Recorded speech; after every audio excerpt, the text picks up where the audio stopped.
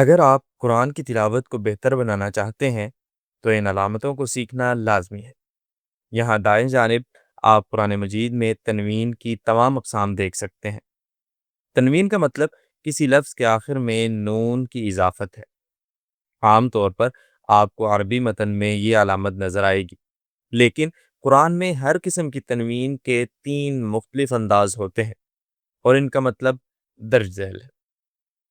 پہلی علامت عام تنوین ہے، جس میں آپ لفظ کے آخر میں نون کو واضح طور پر ادا کریں گے، جیسا کہ اس مثال میں۔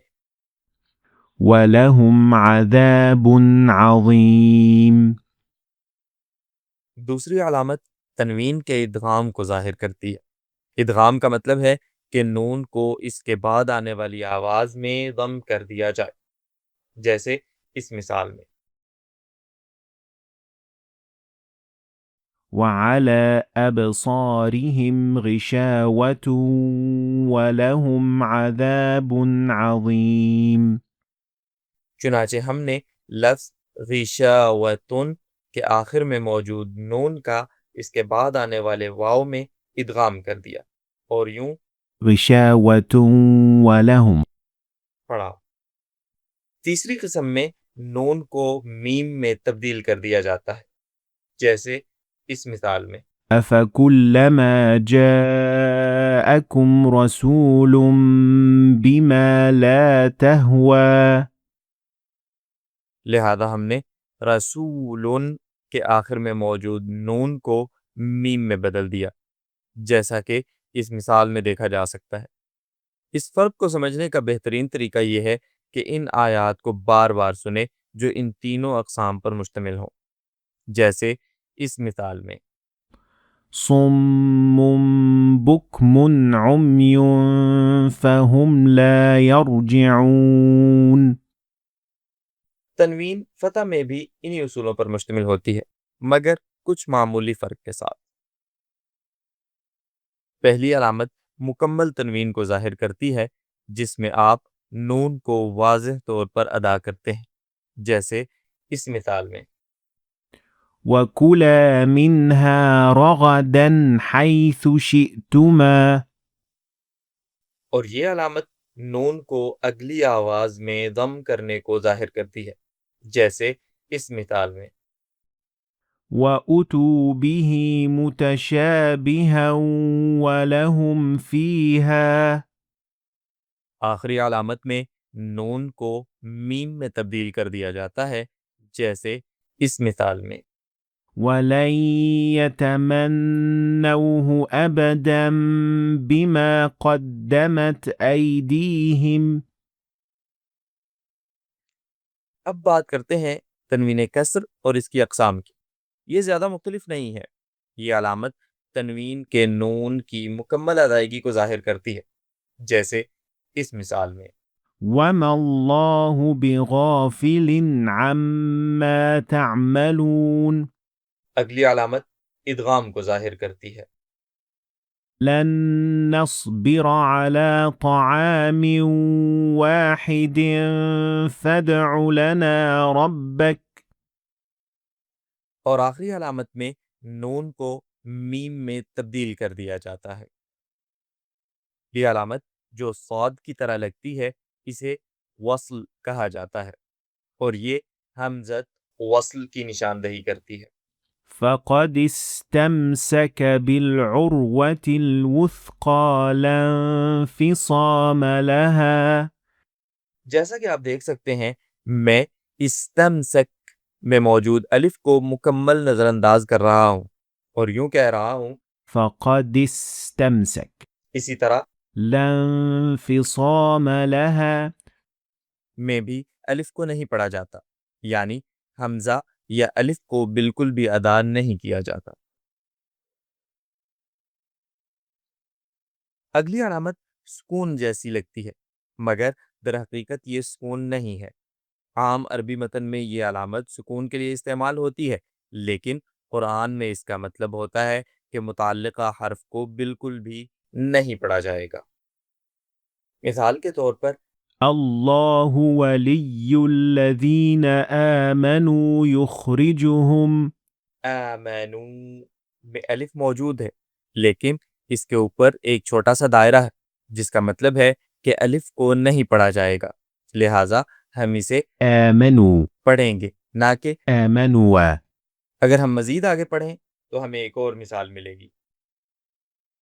ولا تقولن لشيء إني فاعل اسی طرح شعی میں بھی الف لکھا گیا ہے مگر اسے پڑھا نہیں جائے گا، لہٰذا ہم اسے شيء کہیں گے. ولبثوا في كهفهم 300 سنين یہاں 100 میں بھی الف موجود ہے لیکن اسے ادا نہیں کیا جاتا، یعنی 100 پڑھا جائے گا. اگلی علامت ایک چھوٹے سے صفر کی طرح لگتی ہے اور یہ بہت دلچسپ ہے. اگر یہ الف کے اوپر ہو تو اس کا مطلب ہے کہ آپ الف کو اس وقت ادا کریں گے جب آپ لفظ پر رکیں گے، لیکن اگر آپ آگے پڑھیں گے تو اسے ادا نہیں کریں گے، جیسے اس مثال میں. وهو يحاوره أنا چنانچہ اگر میں یہاں رکوں گا تو الف کو ادا کرتے ہوئے پڑھوں گا، مگر اگر میں آگے پڑھوں تو الف کو چھوڑ دوں گا.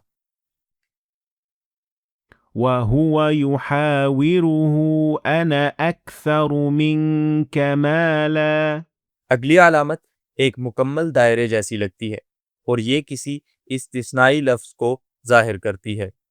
اگر یہ الف کے اوپر ہو تو اس کا مطلب ہے کہ الف کو ہلکا ادا کیا جائے گا، جیسے أعجمي کی جگہ أعجمي وعربي پڑھا جائے گا.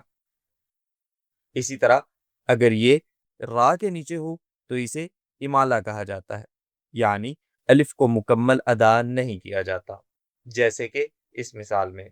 بسم الله مجريها ومرساها اور اگر یہ میم کے اوپر ہو تو یہ نون کی جگہ آتا ہے اور آپ کے پاس دو اختیارات ہوتے ہیں: نون کو مکمل طور پر ادا کرنا ما لك لا تأمننا على يوسف یا نون کو ادا کیے بغیر صرف ہونٹوں کو نون کی شکل میں رکھنا.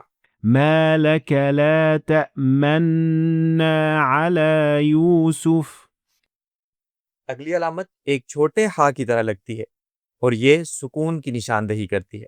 قرآن میں سکون کی ایک اور علامت بھی موجود ہے جو کہ مکمل طور پر کچھ نہ ہونے کی صورت میں ظاہر ہوتی ہے، جیسے لن میں نون کے سکون پر کوئی علامت موجود نہیں ہے.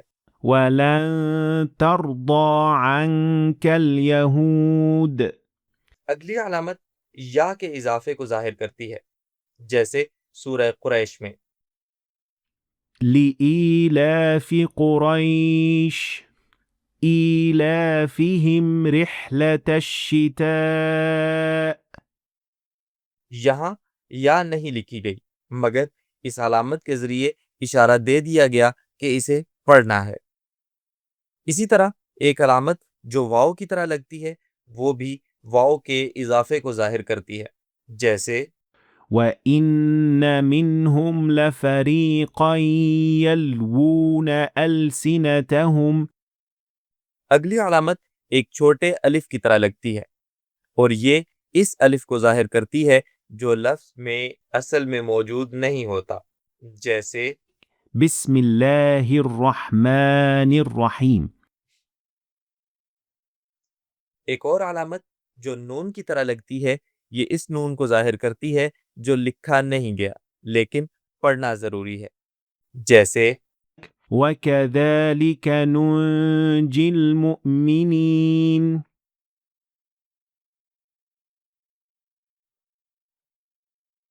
آخری علامت سین کی ہے جو دو مختلف صورتوں میں آتی ہے.